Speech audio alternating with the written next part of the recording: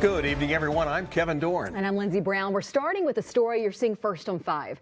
The Minneapolis Police Department has changed how much it shares publicly when collecting use of force records. In this age of court-ordered police reform, independent analysts tell our Renee Cooper the update clouds transparency and MPD's data can't be trusted as reliable.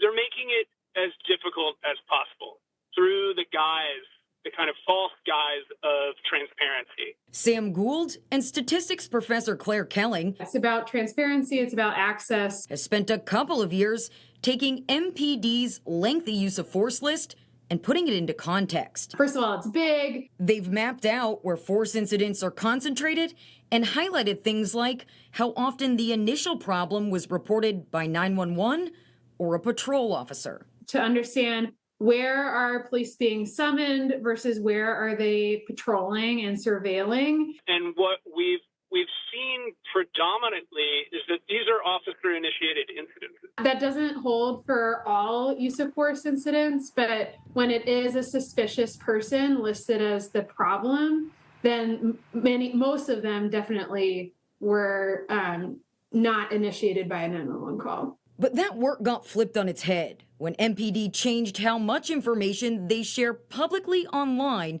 about use of force incidents. If we can't count on the consistency or the reliability of this so-called open government transparent data, then we can't trust it. Things like whether force followed a 911 call were wiped away on the new online dashboard. MPD also stopped sharing whether someone resisted the officer and if they were injured. You basically just have kind of a blanket story of police doing their job. MPD says they made these changes because their technology was producing incorrect data. It wasn't reliable. Chief Brian O'Hara says updates to the newer site will continue to comply with court-mandated reforms. And part of that is adding back in a list of injuries resulting from force. That's in progress, and hopefully we'll have that completed and available online very soon. To me, just as a member of the public, seems like context that could really help the public understand what happened in these moments. Whether they're required in the settlement agreement or not, why remove it?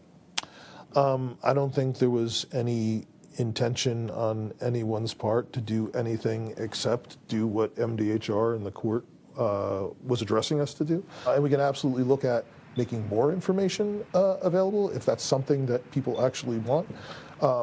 But the heaviest lift now is figuring out how do we get the technology in place to capture all of the things that we need to capture. Now, the chief says when those incidents happen where officers use force, MPD is actually collecting more detail than ever, even though they're currently publishing less. Now, that additional detail is still considered public information, meaning you can request a copy, but it can take months to get a response. I also reached out to the independent monitor overseeing court-ordered reforms at MPD. The president of that organization, Effective Law Enforcement for All, tells me they cannot comment on this issue. And guys, I also got a link MPD provided where anyone can provide comment and feedback on this and other ongoing reforms. That and much more of this story is over on KSTP.com. Thanks for letting us know. It seems like the chief is open to sharing more, though. Do you get that impression? I do. It sounds like a technology issue, but again, it's a little unclear at the end of the day what all is going to be added back into the dashboard, as you know, some of the stuff that was removed isn't required to be there. Okay. Thank you, Renee. Thanks.